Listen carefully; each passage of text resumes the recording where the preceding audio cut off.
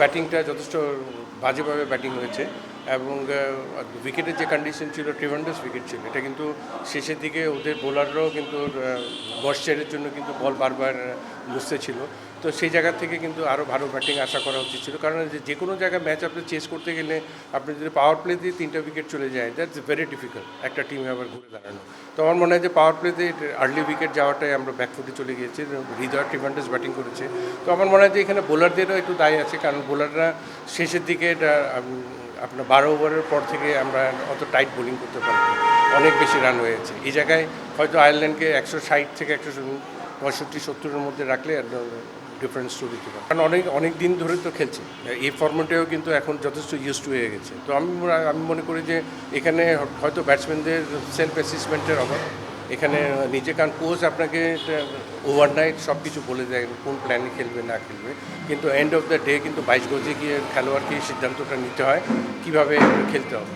তো সুতরাং প্লেয়ারদের রেসপন্সিবিলিটি সবচেয়ে বেশি। তো সেই জায়গায় আমার মনে হয় যে প্লেয়ারদের হয়তো ঠিকমতো ওরকমভাবে প্ল্যান করতে পারতেছে না বা অ্যাসিস্ট করতে পারতেছে না, যার কারণে ডিফারেন্সটা হয়ে যাচ্ছে।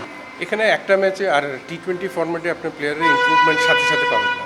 আপনাকে এটা ইমপ্রুভমেন্ট পাচ্ছে একটা লঙ্গার ভার্সন ক্রিকেট নাহলে 50 ওভার্স ODIতে দেখতে হয় একটা প্লেয়ারের ডেভেলপিং কোনো জায়গায় হবে। এখানে বলের সংখ্যা কম খেলে রানটা বেশি করতে হয়, ওই জিনিসটা মাথায় থাকে। তো T20 ফর্ম্যাট দিয়ে আপনি যে কোনো খেলোয়াড়কে বিচার করা বা ফর্মে ফিরে আসা এগুলি চিন্তা করা যায় না। এই জায়গায় আপনার জাস্ট এন্টারটেনের মতো ম্যাচগুলি দেখতে হয়। বাট ম্যাচের আগে এই ধরনের সিচুয়েশন ক্রিয়েট হওয়া কিন্তু একটা টিমের জন্য কোনো সময় একটা ভালো উদ্যোগ না, এবং আমি এটা পার্সোনালি মনে করি যে এটা সবসময় টিমের পারফরমেন্সের একটা জিনিস, একটা ঘাটতির মধ্যে লেগে যায়। তো আমি মনে করি যে এটা এইগুলি থেকে এখন আমাদের এগুলো বেরিয়ে আসা উচিত, কারণ এগুলি চিন্তাভাবনা করে কিন্তু একটা সেরা পারফরমেন্স দেওয়া কিন্তু ডিফিকাল্ট হয়ে যায়। এখন টিম ম্যানেজমেন্টের একমত, সিলেকশন প্যানেলের আরেক মত, ক্রিকেট অপারেশনের আরেক মত, এটা হতে পারে না। এটা সবসময় একটা, আমরা যতদিন ছিলাম আমার তো মনে হয় না কোনো ক্যাপ্টেন বা কোচের সাথে একটা মিসআন্ডারস্ট্যান্ডিং হয়ে কোনো দিন দল দিয়েছি। তো এই জিনিসটা থেকে এটা চিন্তা করা উচিত, কারণ টিম কম্বিনেশন আমি সবসময় পার্সোনালি আমি বিলিভ করি আপনার team work is very very important. Team ওয়ার্কের মধ্যে কিন্তু টিম ম্যানেজমেন্ট, সিলেকশন প্যানেল একসাথে কাজ করতে হবে। তো আমার মনে হয় যে এই দিকটা নজর দেওয়া উচিত, আর ম্যাচের আগে এই ধরনের ঘটনা যাতে না ঘটে সেদিকে খেয়াল করুন। বাট আপনি দেখেন যে কোনো সিরিজ বা যে কোনো টুর্নামেন্ট আর বিশ্বকাপ খেলতে যাওয়ার আগে টিম ম্যানেজমেন্ট, সিলেকশন প্যানেল একটা আন্ডারস্ট্যান্ডিং সবসময় থাকে। এটা কিন্তু মিসআন্ডারস্ট্যান্ডিং হয় না। একটা দুইটা ইস্যু নিয়ে একটা আর্গুমেন্ট হতে হবে, নাহলে কিন্তু একটা বেস্ট কম্বিনেশন কিন্তু তৈরি করা যায় না। তো এই জায়গাটা এটা বাইরে চলে আসা এই জিনিস আলোচনা, এটা তো ঠিক না। এটা তো সবসময় একটা ঘরের মধ্যে আলোচনা হয়, ওর মধ্যেই থাকা উচিত। এবং আমার মনে হয় team work is very very important, এবং এই জিনিসগুলি যাতে ভবিষ্যতে যাতে না হয় এদিক দিয়ে দেখতে হবে, কারণ টিম ম্যানেজমেন্টের একটা যেরকম দায়িত্ব আছে, সিলেকশন প্যানেলের ওরকম দায়িত্ব আছে। Team work is very very important. এখানে তো কোনো সমালোচনার কোনো দিকে এরা পায়নি। তো আমার মনে হয় যে এদিক থেকে তো ওরা স্বাচ্ছন্দ্যে কাজ করতে, আমাদের সমালোচনার মুখে প্রতিটা স্টেপে আমাদেরকে নিয়ে সমালোচনা করেছিল। এন্ড অফ দ্য ডে আপনি দেখেন আমরা যতগুলি প্লেয়ারকে প্রমোট করে গিয়েছে ওই প্লেয়ারই কিন্তু এখনও ডমিনেট করছে, এটার বাইরে কিন্তু কোনো খেলোয়াড় নেই। তো সুতরাং এগুলো নিয়ে আক্ষেপ করি না, কারণ এই সিলেকশন প্যানেলেরও যথেষ্ট দায় আছে, কারণ অনেক ডোমেস্টিক ক্রিকেটে সবাই বলে খেলা দেখতে যায় না। তো এই দিক থেকে আমি ঠিক বলতে পারবো না। তো আমার মনে হয় সিলেকশন প্যানেলের আরও ভালোভাবে কাজ করা দরকার। আপনাদের কিছু কিছু জায়গা আছে বিপিএলের জন্য হয়তো কনসিডারেশনে গেছে, প্রিমিয়ার লিগ খেলে নেই, আর ফার্স্ট ডিভিশনের টপ 4টা টিমের মধ্যে বা টপ 6টা টিম ওইভাবে চিন্তা করে কিন্তু লিস্টটা করা হয়েছে। তো যেহেতু এনসিএল যদি আমাদের সময় আমরা ফার্স্ট ক্লাস ক্রিকেটটাকে গুরুত্ব দিয়েছিলাম, প্লাস প্রিমিয়ার ডিভিশন, এই দুটাকে গুরুত্ব দিয়ে তখন প্রথম থেকেই বিপিএলের লিস্টটা, এখন আমি এই লিস্টটা দেখিনি, আমি মন্তব্য করার ঠিক না কাকে বাদ দিয়েছে কি।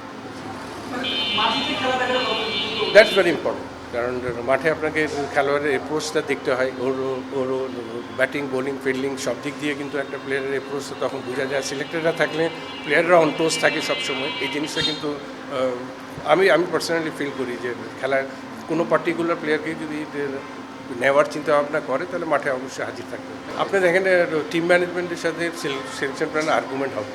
একটা টিম সিলেকশন করার সময় একটা দুটা খেলোয়াড়কে নিয়ে সবসময় আলোচনা হয়, এই আলোচনা হবে। এন্ড অফ দ্য ডে কিন্তু আমাদের সবাইকে একমত হয়ে কিন্তু বেস্ট টিমটা তৈরি করতে হবে। তো সেই জায়গায় আমি মনে করি যে এগুলি একদম ছোটো ইস্যু, এটা কোনো বড় ইস্যু না। এটা হয়তো লিটল মিডিয়াতে যেটা বলে দিয়েছে এটাও বলাটা ঠিক হয়নি ওর। তো আমার মনে হয় যে এটা একটা আন্ডারস্ট্যান্ডিংয়ের ব্যাপার, এটা অবশ্যই ঠিক করা। সিলেকশন প্যানেল যদি মনে করে কোচ এবং ক্যাপ্টেনের সাথে বসবে, অবশ্যই বসতে পারে এই জায়গায়। এবং আমি পার্সোনালি ফিল করতাম এই দুজনের মতামত নিয়ে আমরা কিন্তু দলটা গঠন করতাম, কারণ ক্যাপ্টেন যেহেতু মাঠে খেলবে, মাঠে ওর একটা পরিকল্পনা আছে, প্লাস কোচেরও একটা পরিকল্পনা আছে, দুজনের সম্মিলিতভাবে আমাদেরকে একটা আলোচনা করে কিন্তু আমরা দল গঠন করতাম। তো আমার মনে হয় যে এই জায়গায় আন্ডারস্ট্যান্ডিং থাকা খুবই জরুরি কথা। এটা সিলেকশন প্যানেল যে কোনো খেলোয়াড়ের সাথে আলোচনা করে ওকে বলতে পারে। এটা মিডিয়াতে বলা এই জিনিসটা ঠিক না। তো আমার মনে হয় যে আমরা তো আমাদের সময় অনেক প্লেয়ারকে যদি দলে না রেখে ফোন করে অবশ্যই বলতাম।